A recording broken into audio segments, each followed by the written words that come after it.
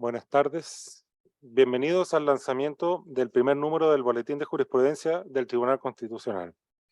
Saludamos especialmente a la señora presidenta de esta magistratura, ministra señora Nancy Yáñez Fuenzalida, a la magistrada María Cristina Gajardo, al subsecretario de Justicia, señor Jaime Gajardo Falcón, a la señora Ana María, presidenta del Comité de Admisibilidad del Proceso Constituyente, a la directora de carrera de Derecho de la Universidad Autónoma, señora Regina Díaz, al prosecretario de la Asociación de Municipalidades de Chile, señor César Rojas, y saludamos especialmente a nuestros ministras y ministros del Tribunal Constitucional que nos acompañan en esta ocasión, ministro Miguel Ángel Fernández, la ministra señora María Pía Silva Gallinato y la ministra Daniela Marci Muñoz. Saludamos especialmente también a los académicos, asesores jurídicos, funcionarios y funcionarias del Tribunal Constitucional y a todos aquellos que nos acompañan de manera telemática. Señoras y señores, muy bienvenidos. A continuación, unas palabras inaugurales por parte de la presidenta de esta magistratura, señora Nancy Yáñez Fuenzalida. Muchísimas gracias. En primer lugar, muy buenas tardes a todas y todos. Hago mío los vocativos, pero sin lugar a dudas quiero saludar a las autoridades que hoy día nos acompañan, tanto del Ejecutivo como del Poder Judicial, del órgano constituyente, a los ministros y ministras, académicos, funcionarios de organismos autónomos, estudiantes, funcionarios del Tribunal Constitucional, a todos ustedes nuestro agradecimiento por acompañarnos en esta ceremonia de lanzamiento del primer número del Boletín de Jurisprudencia del Tribunal Constitucional. En especial, quiero aprovechar esta oportunidad para agradecer a nuestra estimada colega y compañera de labores, la ministra señora María Pía Silva Gallinato, quien asumió este desafío convocando a diversos equipos del Tribunal Constitucional con quienes concreta este primer boletín que hoy día nos presenta y que tiene la particularidad de ser una publicación periódica que metodológicamente permitirá acercar a la ciudadanía, acercar a lo justiciable, a una justicia constitucional más cercana a las personas, con un lenguaje sencillo, que si bien tiene un componente técnico insoslayable, abre una oportunidad de acceso a través de la difusión mediante su impresión en formato papel, la que va a ser distribuida a los diferentes órganos del Estado, universidades y bibliotecas del país. Se podrá acceder a ella a través de un documento que va a estar disponible en nuestra plataforma web, pero va a estar disponible para todo el público que concurre también al Tribunal Constitucional, en particular a quienes se están formando en el ejercicio de nuestra profesión. Para el Tribunal Constitucional, el lanzamiento de este primer boletín de jurisprudencia significa reiterar el compromiso de nuestra institución con el acceso a la información y a la transparencia. Estimamos que el acceso a la información es un derecho fundamental que implica una obligación positiva que recae sobre el Estado y un derecho correlativo de las personas. Es una herramienta también para fomentar la eficiencia y eficacia de las acciones del Estado respecto del manejo de los recursos públicos, como asimismo facilitar la rendición de cuentas y la transparencia de sus actividades.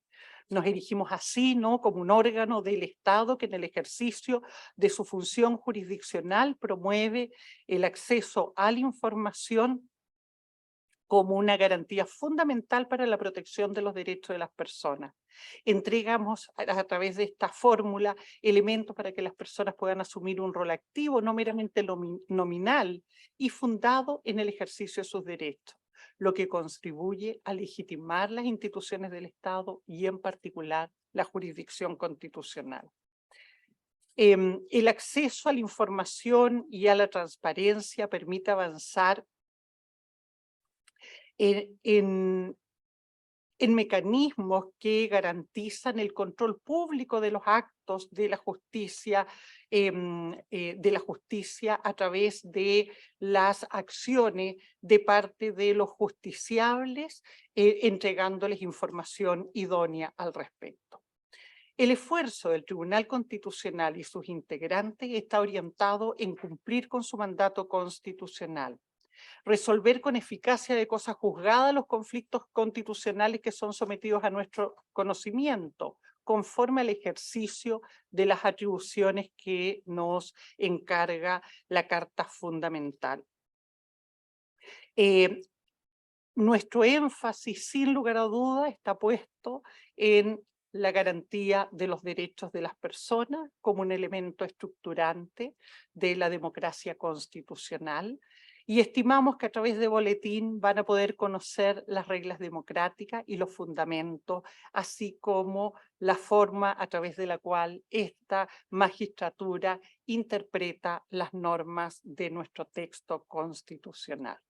Con estas palabras quiero darles la bienvenida a nuestra institución, dar por iniciada la ceremonia y reiterar mis deseos de éxito y larga vida al boletín del Tribunal Constitucional. Muchísimas gracias.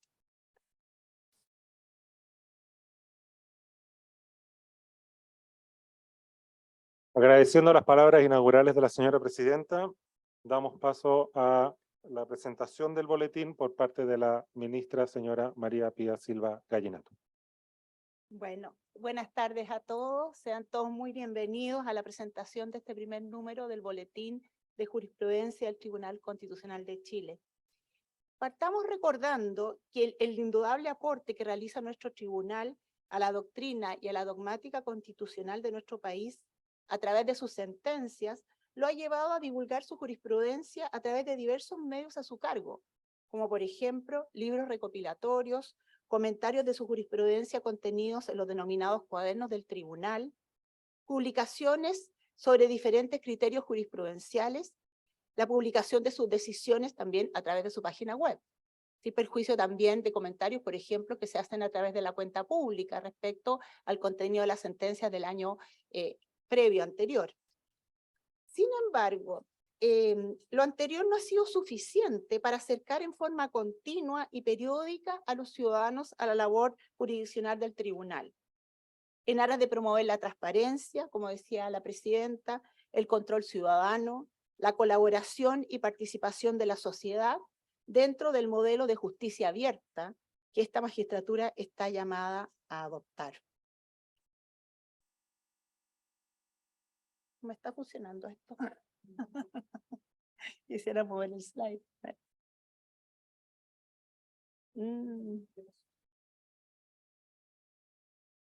A ver.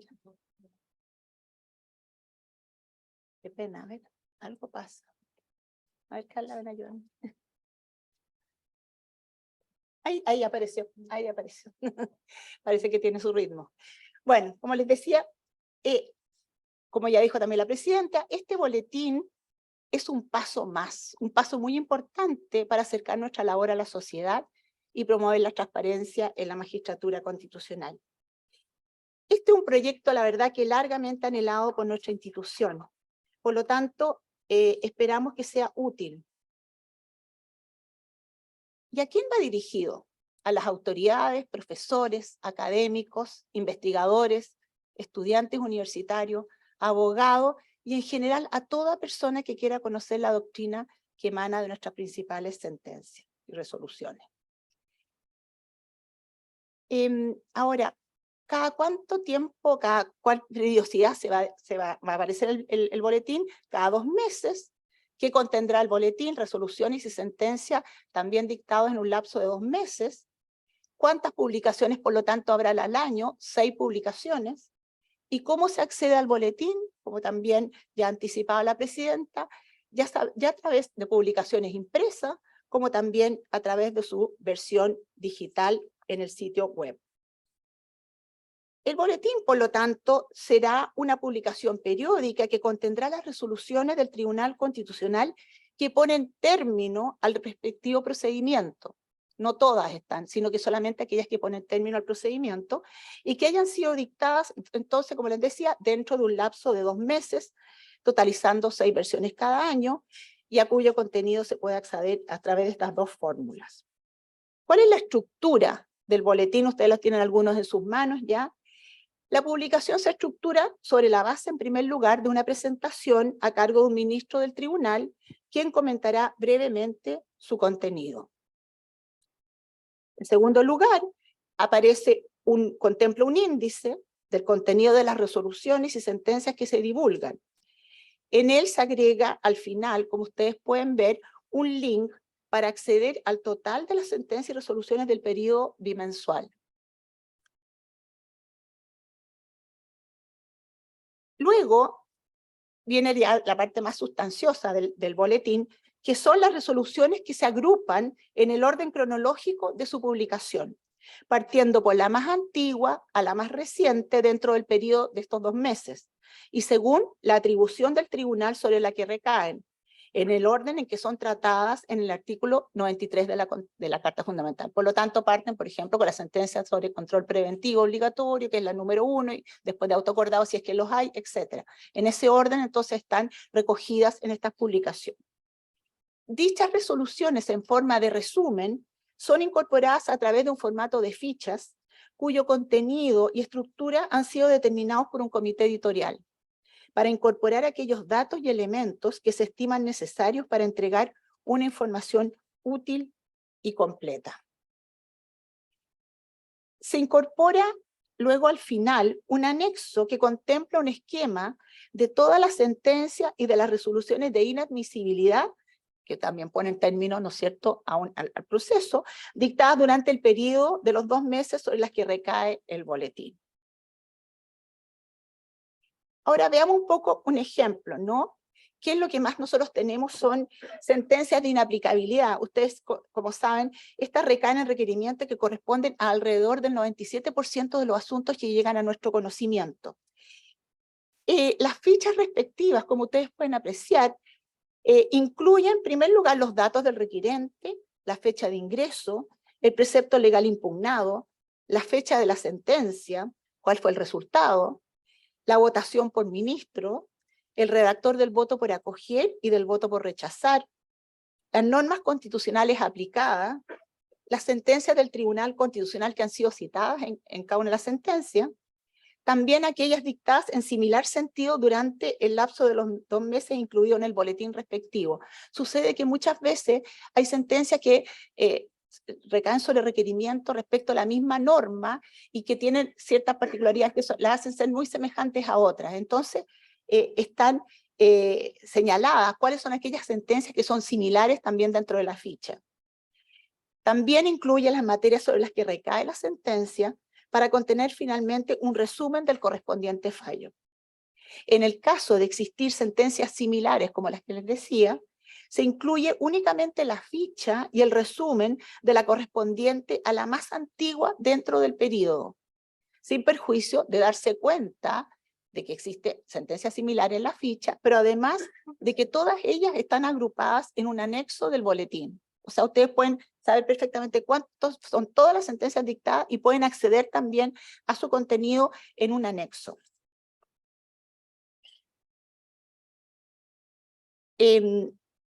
Ahora, ¿cómo se accede al boletín?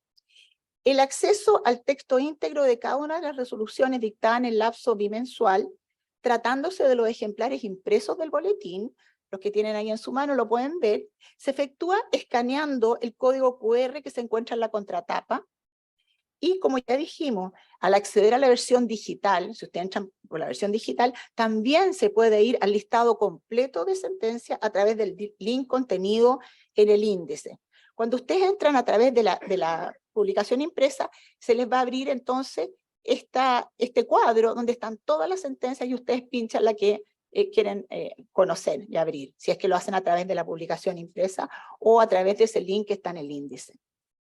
Ahora, en el caso de acceder a las publicaciones que están contenidas en la versión digital del boletín y que está recogida en nuestra página, en una página web especial que se llama boletín tc.cl, al comienzo de cada sentencia, como ustedes pueden visualizar ahí, hay un link donde ustedes entonces acceden al texto de esa determinada sentencia.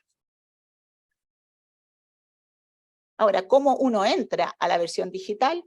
Ustedes entran a la página web del tribunal y hay una ventana, ¿no es cierto? Un cuadro especial que ya está habilitado, lo pueden ustedes confirmar si tienen ahí celulares, para acceder desde la web al tribunal. También pueden acceder a través de la web especial del boletín, que ese es su nombre, boletín tc.cl. Ahora, respecto al boletín número 1 que ustedes tienen en sus manos, o algunos lo tienen en sus manos, si ustedes entran digitalmente a la página del boletín, bueno, pinchan, ¿no es cierto?, esta foto, esta figura, y como les digo, ya está disponible en la web y parte de sus ejemplares impresos van a ser distribuidos entre quienes están acá. Ahora, en cuanto a las sentencias de inaplicabilidad, como ustedes ven, este boletín incluye las decisiones, estamos recién en enero y febrero, incluye 2 sentencias recaídas en controles de constitucionalidad preventivo, 32 resoluciones de inadmisibilidad de requerimientos de inaplicabilidad dictadas por las 2 salas del tribunal. Yo creo que una de las cosas más interesantes que tiene el boletín es que ustedes van a poder acceder a estas resoluciones. Es muy importante para los abogados, para los litigantes, para cualquiera que quiera conocer cómo nosotros trabajamos y cuál es la doctrina nuestra en materia de admisibilidad, tener acceso a estas resoluciones. Muchas veces hay bastante ignorancia respecto a cuáles son los criterios de admisibilidad o inadmisibilidad, y yo creo que va a ser una guía para quien quiera venir al tribunal, el conocer los criterios que van a estar publicados a través de estas resoluciones. En este caso, fíjense que enero y febrero es un mes en que no hay pleno. Por eso que las sentencias no son tantas, porque son solamente las que se publicaron en enero. En febrero no hubo publicación de sentencia. Sin embargo, las resoluciones de inadmisibilidad se dictaron durante enero y febrero, porque de todas maneras el tribunal sigue funcionando con una de sus salas y en esa oportunidad también dictó resoluciones de inadmisibilidad. Y por eso entonces son bastante más que incluso que las sentencias de inaplicabilidad. Ahora, en cuanto a las sentencias de inaplicabilidad, estas, la verdad que en total son 39, y solamente se publicaron 24 que están contempladas en las fichas y en los resúmenes pertinentes, porque como ya les dije, las que son similares no fueron publicadas, pero sí aparecen en el anexo respectivo y en el listado al cual se puede acceder escaneando el código QR, como les mostraba, o mediante el link incorporado en el índice de la versión digital. Por lo tanto, si quieren conocerlas todas, están también ahí. Y también están en el anexo impreso, ustedes las pueden revisar, son 39 y no 24 las que están en el anexo, tal total. Pero con el criterio que quisimos tener para no repetir, ¿no es cierto?, era poner la más antigua dentro del periodo y luego hacer alusión a las similares que están contempladas en el anexo en su totalidad. Bueno, cabe tener presente, por último, que excepcionalmente se publicarán en noviembre de este año, nos queda un mes nomás, conjuntamente los boletines números 2 y 3, que van a abarcar las resoluciones de marzo, abril, junio y julio de este año, finalizando el año completo con la publicación en enero del 2024 de los boletines 4, 5 y 6, que incluirán, por lo tanto, estos 4, 5 y 6, las decisiones de agosto a diciembre de 2023, respectivamente. De este modo, lo que buscamos es regularizar la entrega a partir de la difusión del boletín número 7 en marzo del 2024, el cual incluirá entonces las resoluciones de enero y febrero. Y ahí nos ordenamos y son 6 boletines al año. Ahora, también otra cosa que es interesante que les puede ustedes tener interés es que quienes desean recibir en sus correos electrónicos los números del boletín pueden suscribirse en la misma página web del boletín. Hay un recuadro especial donde uno pone su nombre, su correo y su interés de suscribirse, y les va a llegar entonces a su correo respectivo cuando, la publicación del boletín completo cuando se divulgue. Bueno, terminando ya, quiero agradecer a varias personas porque, y al tribunal. En primer lugar, me gustaría agradecer a la Dirección de Estudios, a cuya cabeza está Manuel Puccio, quien ha hecho un trabajo estupendo con los pasantes del tribunal para hacer los resúmenes de la sentencia.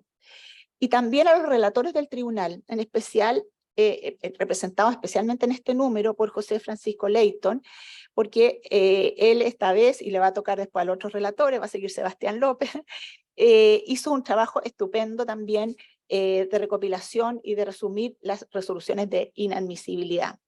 Ellos, luego de un arduo y meticuloso trabajo, han hecho posible, la verdad, poner a disposición del público este número del boletín. Gracias asimismo al apoyo de la presidenta del tribunal, Nancy Yáñez, y a la gran labor de su jefe de gabinete, que también a través de jefe de gabinete y de ella hemos podido tener todos los medios suficientes para poder hacer realidad este sueño. Han colaborado en él los diferentes estamentos del tribunal, y en especial agradezco al director de informática, Nelson Contreras, y en fin, también al estupendo diseño y diagramación de Carla Correa. Por último, terminando estas palabras, me gustaría decir que esperamos que este sea el primero de muchos otros boletines, los que elaborados en forma rigurosa y continua seguirán transparentando y proyectando el servicio que presta a nuestro país la magistratura constitucional a través de su muy nutrida y fecunda jurisprudencia. Muchas gracias.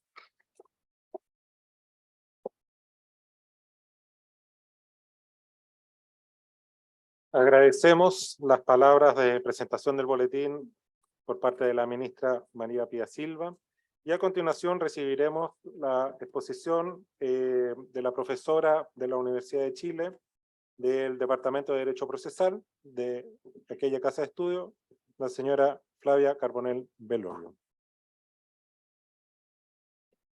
Bien, buenas tardes a todos y todas. Quisiera saludar a todos los presentes. Me hago cargo, digamos, también hago mío los vocativos que ya han sido invocados. Y en primer lugar, me gustaría agradecer a la ministra María Pía Silva Gallinato, quien me ha extendido de manera personal esa invitación. También a la presidenta del tribunal, doña Nancy Yáñez, y especialmente a quienes han colaborado en la producción de este boletín, ¿no?, que aparecen aquí en el boletín como comité editor. El señor Manuel Puccio, director de estudios, José Francisco Leighton, relator, y Matías Vargas, jefe de gabinete de la presidencia. Me gustaría partir señalando que este boletín es una muy buena noticia para la comunidad jurídica chilena, para abogadas, abogados, jueces y juezas que ejercen jurisdicción ordinaria o especializada, para la academia y para la enseñanza del derecho.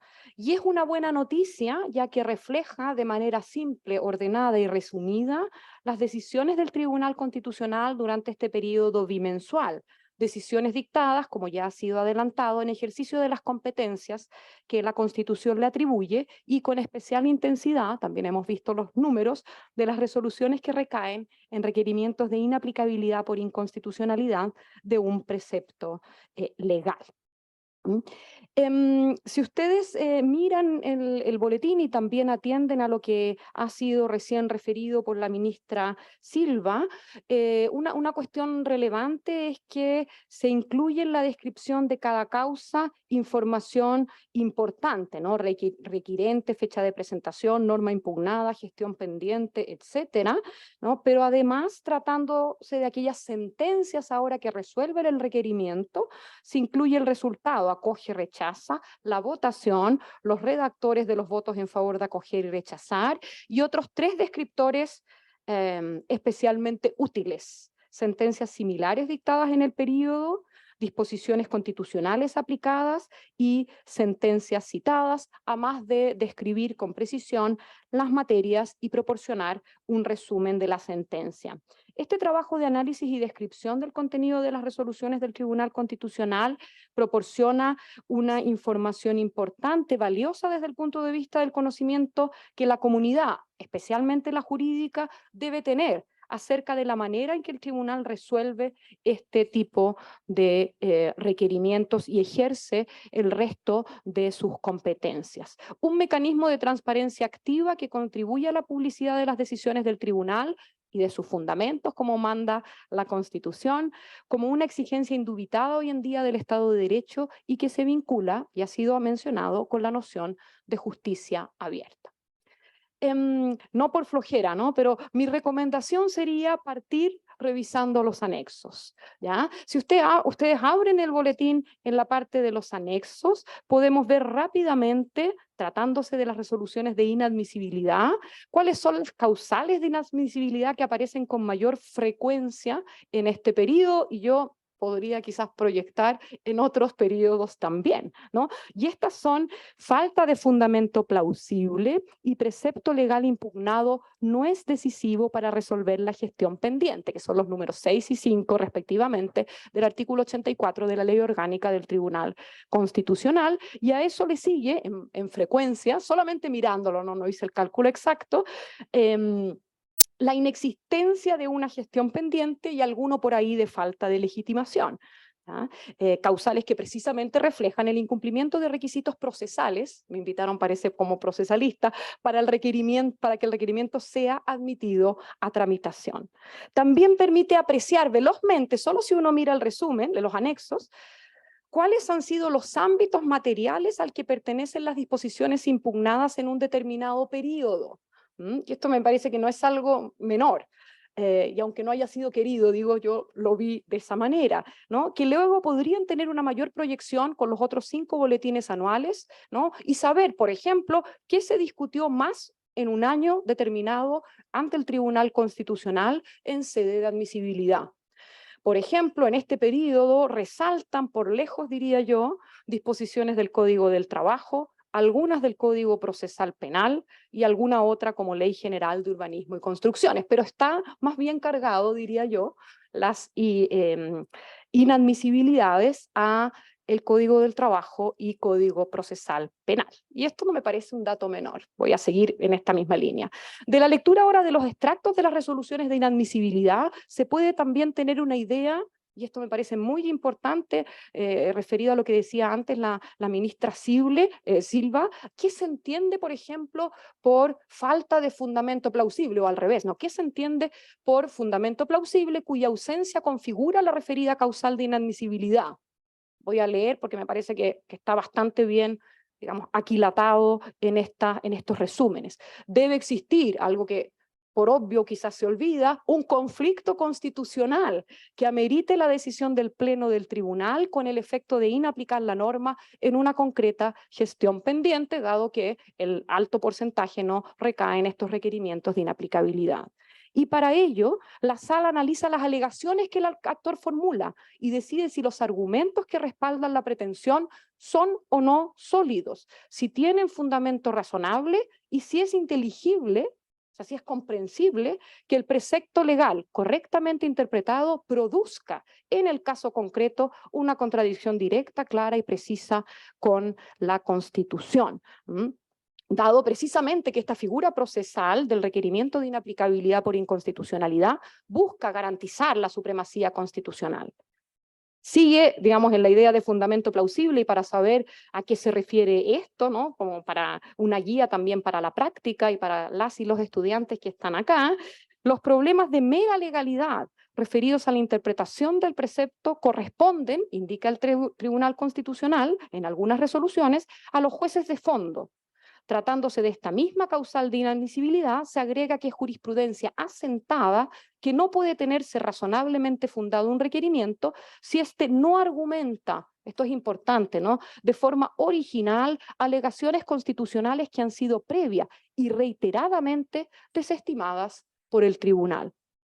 Y aunque no me han invitado a pronunciarme sobre el contenido de estas decisiones, no resisto la tentación de decir solo una cuestión en esta materia que se refleja, ¿no?, en las resoluciones de inadmisibilidad que he señalado, ¿no? Me parece que muestran correctamente, a mi juicio, que una lectura coherente del funcionamiento de los procesos judiciales debiese identificar y excluir prácticas dilatorias o usos excesivos de figuras procesales que, como el requerimiento, tienen finalidades precisas y acotadas.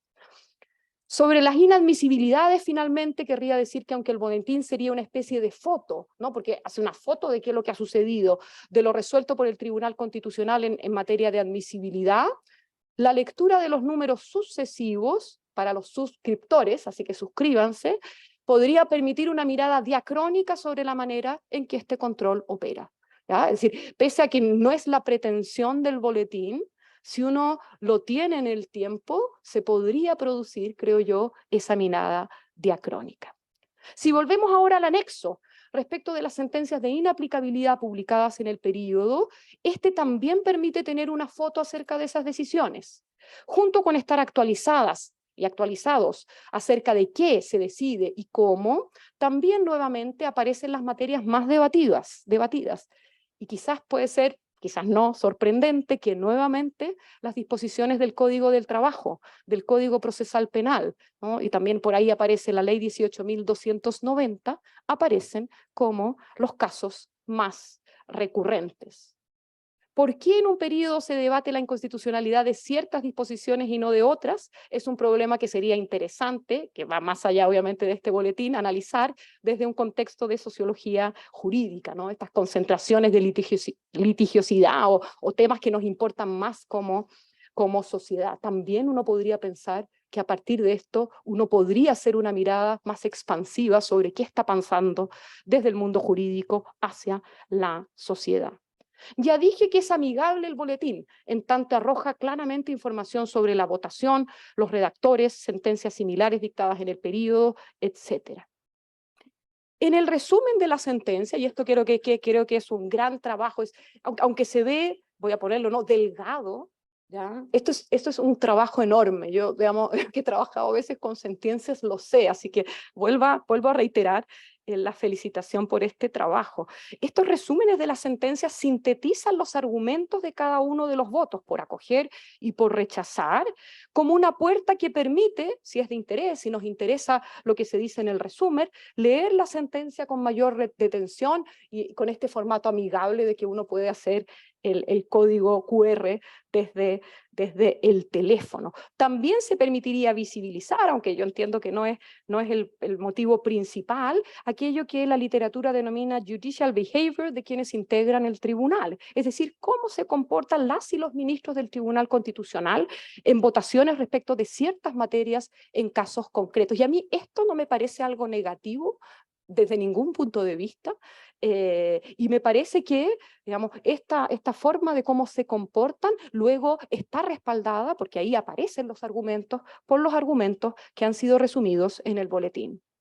Podría detenerme más tiempo en estas virtudes de acceso expedito a la información sobre cómo está decidiendo el Tribunal Constitucional, pero quisiera en cambio decir que considero que este boletín puede ser también visto como un síntoma del tribunal de continuar con una reflexión sobre sus propias prácticas o comenzar quizás más visiblemente a instalar o a compartir esa reflexión de cara a la comunidad jurídica, ¿no?, sobre el ejercicio de sus funciones de control de constitucionalidad. Seguramente al interior del tribunal existe, o quizás jueces y juezas, ministros y ministras particulares tienen esa memoria, o las y los relatores, la memoria, ¿no?, de cómo se ha decidido, pero compartir esta memoria, si lo pudiera poner en esos términos, y compartir una reflexión y permitir también el análisis crítico a partir de esta visibilización, me parece una contribución importante.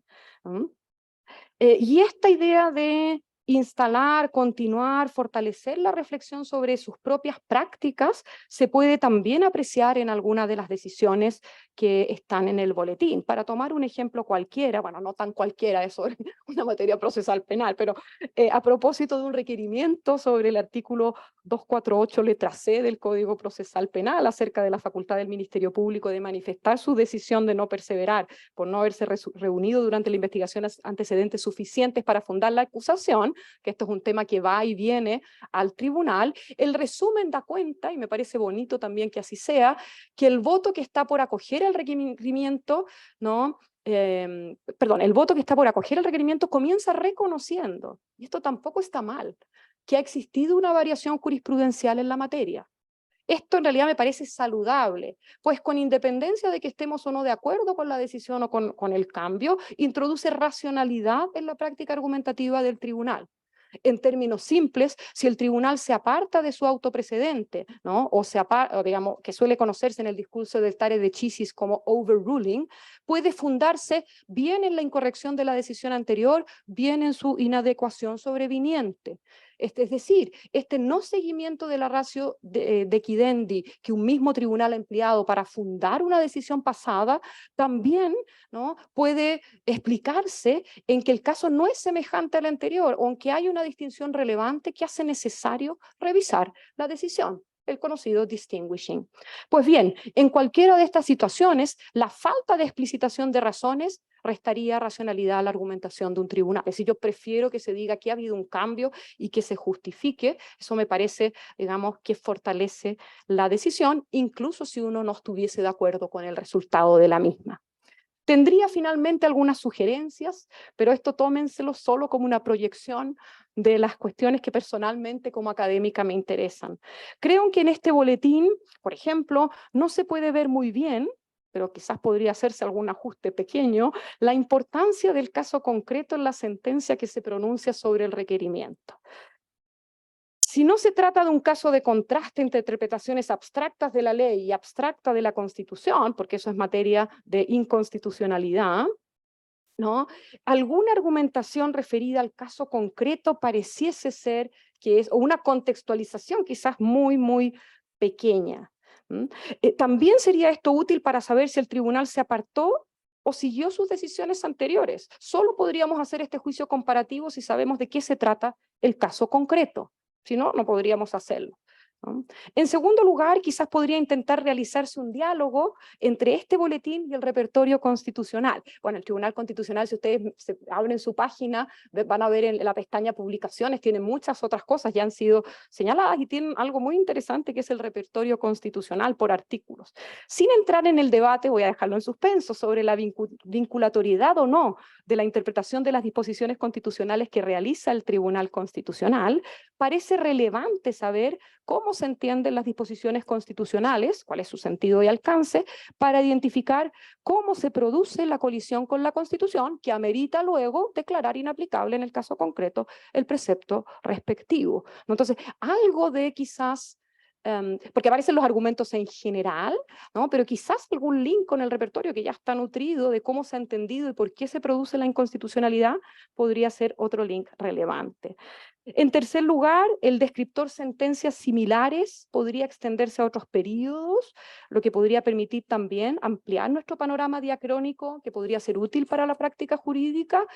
Y finalmente, de haberlos, podrían categorizarse los argumentos específicamente constitucionales. Esto es algo que obviamente me obsesiona a mí, por eso sigo con este discurso, que aparecen en cada sentencia, para que nosotros, digamos, desde la academia, la práctica, para preparar sus causas, puedan hacer estudios argumentativos, no a partir del resultado sentido de la decisión, acerca de las sentencias del Tribunal Constitucional. Enhorabuena nuevamente por esta iniciativa, por el proyecto, por este nacimiento, y muchas gracias por la invitación.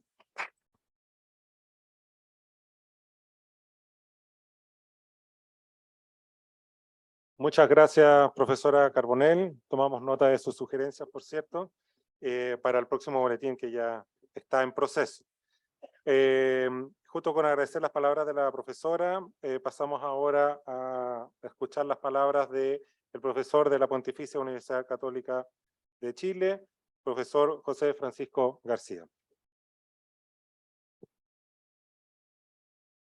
Bien, ¿se escucha? ¿Sí? Genial. Bueno, Agradezco la gentil invitación que me han formulado, la presencia de la presidenta del Tribunal Constitucional, los ministros y ministras, las autoridades, especialmente a la ministra María Pía Silva, que ha tenido la gentileza de invitarme, que además lidera el comité editor de este boletín número 1. Es un privilegio estar en este excelentísimo tribunal celebrando el lanzamiento del primer número, compartiendo además la presentación con la profesora Carbonell y felicitando a todo el equipo que ha participado y que ha sido nombrado. Mi presentación del boletín se centrará en 3 reflexiones. Como es el primer número, pondré especial foco a la idea o iniciativa que subyace al boletín, sus efectos y consecuencias virtuosas para la práctica constitucional chilena. Mis reflexiones se ubicarán en 3 niveles. En primer lugar, la importancia del boletín como un aporte práctico para los operadores jurídicos y la ciudadanía. En segundo lugar, el boletín no solo como vehículo de divulgación de la jurisprudencia del tribunal, sino de doctrinas y criterios específicos en diversas materias y, más importante aún, si ya es coherente, uniforme y estable en el tiempo, logra acercarse o no a consolidar una práctica constitucional de precedente horizontal. Finalmente, en tercer lugar, relacionaré el boletín con una idea ya olvidada del profesor Alexander Bickel acerca de las sentencias constitucionales en una democracia constitucional. Dar vida a un gran coloquio o seminario nacional vital de argumentación y de deliberación acerca de los principios y las reglas constitucionales de nuestra comunidad política. Y esto es especialmente valioso en una época como la que vimos y que ya concluye, digamos, con este segundo proceso constitucional. Así, en primer lugar, quiero celebrar el boletín como un aporte práctico para los operadores jurídicos y para la ciudadanía. Por supuesto, no puedo dejar de celebrar el boletín como un trabajo que solamente es impecable en lo formal, porque lo es, con información relevante, que teniendo un alto componente técnico tiene el potencial de llegar a una audiencia amplia. En efecto, el sistema de fichas empleado para facilitar el estudio de cada una de las sentencias analizadas, su adecuado orden y estructura, simplifican la comprensión de la doctrina, los argumentos centrales y conclusiones que en ellos se vierten, acercando una sentencia compleja a un conjunto de razones y argumentos más simples y presentados de forma amigable. Ello tiene el potencial de generar la ampliación de la audiencia del tribunal. Por supuesto, el contenido del boletín es valioso para los abogados, las instituciones estatales, los académicos y también para los estudiantes de Derecho, tantos de ellos acá hoy día.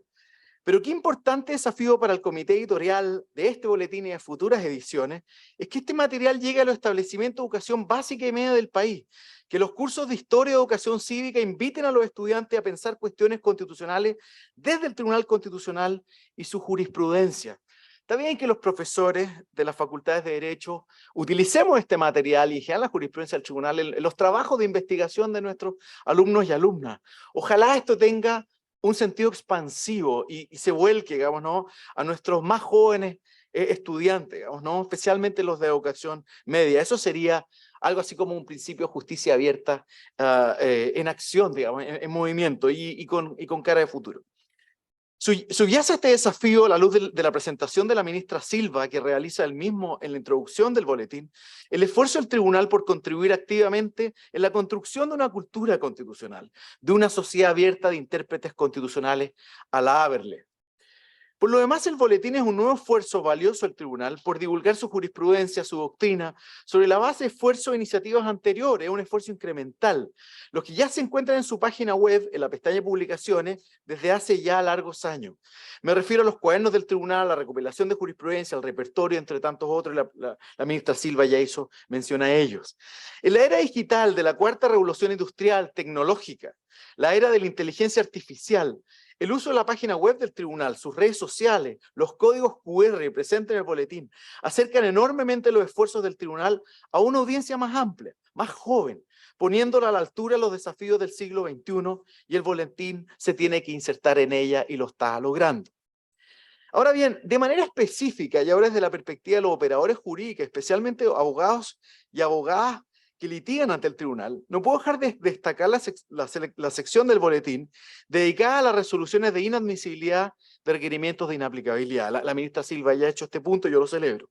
Por supuesto, hoy ningún curso a nivel de pregrado o posgrado en Derecho Constitucional no incorpora al menos las sentencias del tribunal de los llamados leading cases. Pero hace varios años que comienzan a generarse seminarios y cursos que crecientemente se están centrando en el estudio de los criterios de admisibilidad e inadmisibilidad del tribunal, tanto sus aspectos teóricos y procesales como prácticos.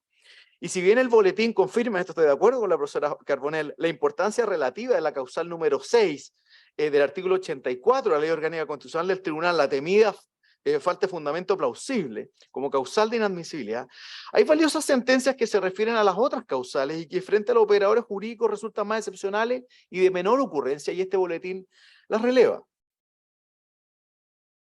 No tengo duda alguna que el boletín, junto al trabajo que realiza la Dirección de Estudio en esta materia y que se encuentra en la pestaña de la página web del Tribunal sobre no admisión e inadmisibilidad, será una valiosa contribución en esta materia específica, como señalaba la profesora Silva, muy desconocida, pero de gran relevancia práctica para los abogados y también para los justiciables que son representados por los primeros. Segunda reflexión. Quiero destacar la importancia del boletín ya no solo como un nuevo medio de divulgación de la jurisprudencia del tribunal, sino de sus doctrinas y criterios específicos respecto al correcto entendimiento de normas constitucionales y legales. Y más importante aún, si ella es coherente, uniforme y estable en el tiempo, logra o no acercarse a una práctica argumentativa de precedente. La profesora Carbonell ya insinuó este punto. Sé que se trata de una cuestión controversial y no quiero agitar la paz interior de ninguno de los presentes.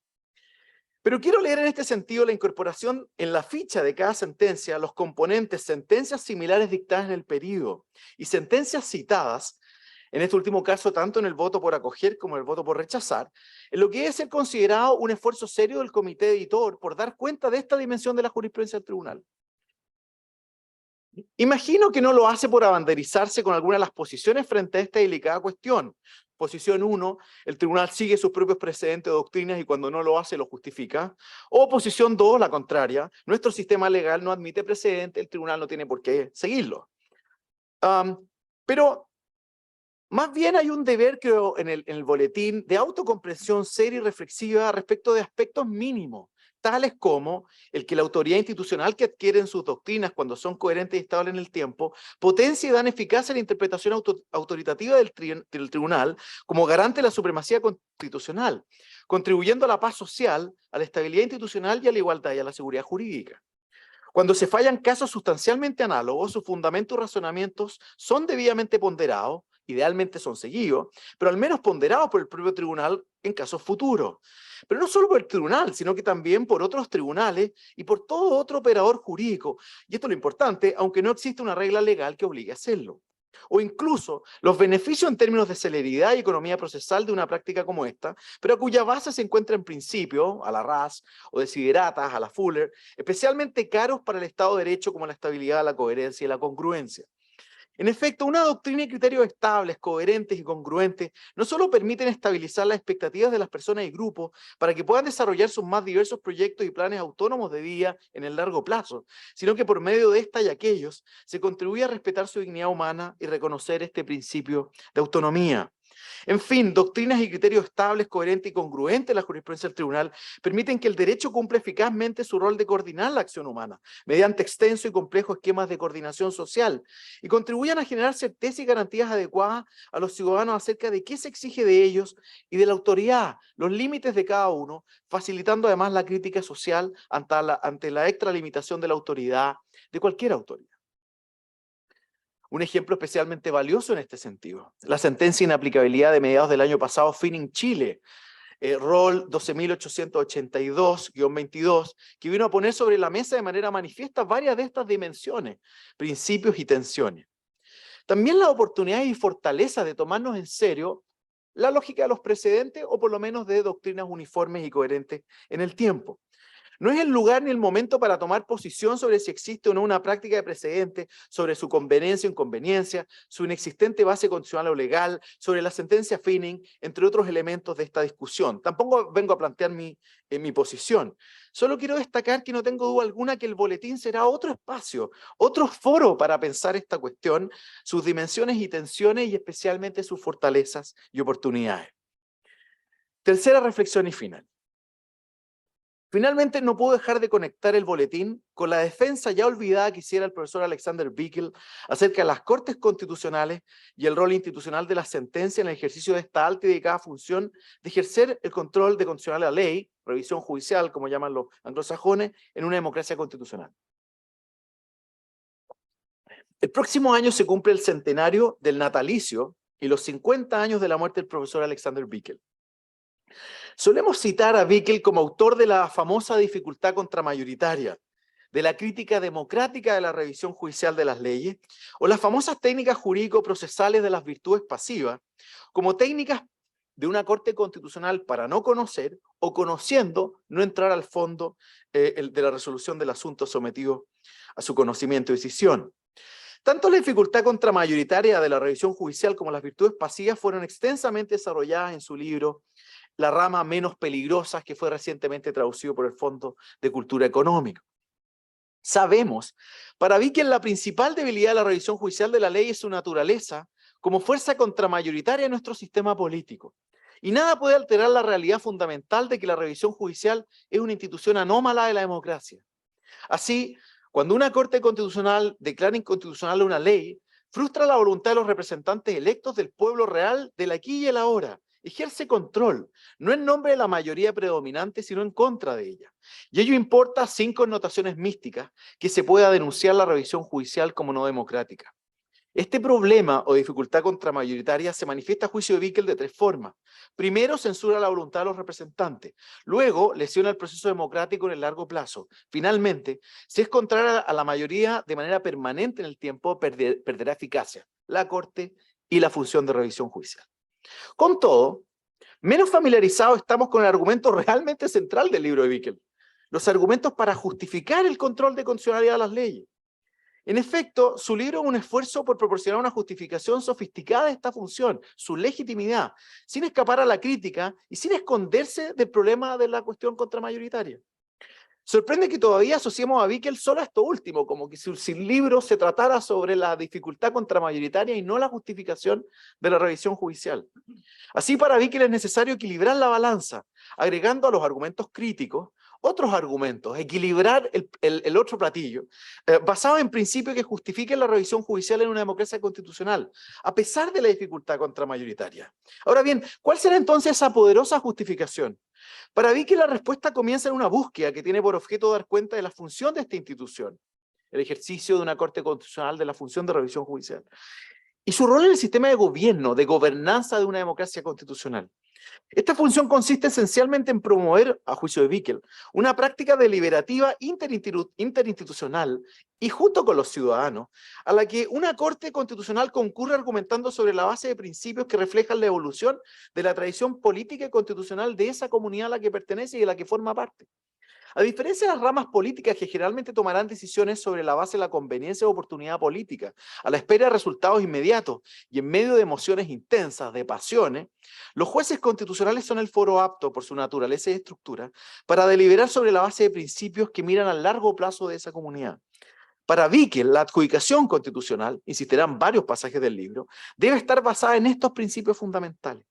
Así la Corte, cualquier Corte, debe descubrir y desarrollar esos principios y valores superiores propios de su tradición política y constitucional, de esa comunidad específica. La Corte debe ser la que pronuncie y guardián de los valores permanentes de nuestra sociedad. Se trata de valores que no son estáticos, sino esencialmente dinámicos y deben ser revitalizados de manera continua mediante un coloquio socrático, de deliberación con las otras instituciones estatales y la sociedad toda. Coloquios en los que el derecho, sus profesores y operadores jurídicos, los abogados, tienen un rol fundamental a la hora de enriquecer el trabajo judicial y cuya naturaleza descansa en una evolución dialógica o conversacional de los primeros principios, en oposición a una pura imposición unilateral por la Corte, ¿no? La supremacía, el ejercicio de la supremacía judicial. Esta dimensión dialógica importa tomar muy seriamente las interpretaciones o lecturas de las otras instituciones que realizan respecto a la Constitución. En este proceso, los jueces constitucionales deben actuar como si fueran académicos, sostiene Bickel, en el cumplimiento de su tarea, de las cuales son educadores, como si se tratara de un seminario nacional vital, permitiendo la oportunidad para la duda sobria. En la tradición europea o continental, quien ha puesto este argumento con fuerza, en parte siguiendo a Carlos Nino en su justificación epistémica de la democracia, ha sido el profesor Ferrer Escomella en su canónico libro Justicia Constitucional y Democracia. A su juicio, la principal razón a favor del control judicial de la ley es que esta institución, dada sus ventajas en términos deliberativos, contribuye a mantener viva la cultura pública constitucional, lo cual redunda en beneficio de la calidad constitucional de las leyes que el legislador aprueba. Así, la justificación vikeliana a la revisión judicial de las leyes agrega una nueva manera olvidada con los años de pensar y justificar el rol institucional de cualquier Corte Constitucional y de su función de revisión judicial de la ley. Se trata de un foro también educativo, también un seminario nacional vital, también un gran coloquio interinstitucional para desarrollar una práctica deliberativa sobre la base de los principios que informan nuestra tradición constitucional. Y si ello es correcto, o al menos es parcialmente correcto, el boletín cuyo primer número presentamos y celebramos hoy debe formar parte de esta conversación interinstitucional, a la que también están convocados los ciudadanos. Porque a la base de una iniciativa como esta, encontramos un esfuerzo sincero por generar y explicar los fundamentos últimos de nuestras instituciones, principios y reglas constitucionales, sobre la base de argumentos y una deliberación racional, que enriquezca la manera en que las instituciones, los operadores jurídicos y la ciudadanía toda se aproximan a los debates constitucionales a los que le dan vida. Concluyo celebrando nuevamente el boletín, la idea que subyace a esta iniciativa, por supuesto junto a su contenido valioso y rico, a los ministros y ministras presentes, a las autoridades, especialmente el liderazgo de la ministra María Pía Silva y su gentil invitación, y el liderazgo sacando esta valiosa iniciativa. No tengo duda alguna, sí, que el boletín será un aporte práctico para los operadores jurídicos y que tiene el potencial de llegar a audiencias más amplias en la búsqueda de consolidar una verdadera cultura constitucional que llegue a la ciudadanía toda. La idea de que hay una sociedad abierta de intérpretes constitucionales sentados en esta sala y caminando por las calles a la cual la ministra Silva y el comité editor nos ha invitado. Muchísimas gracias.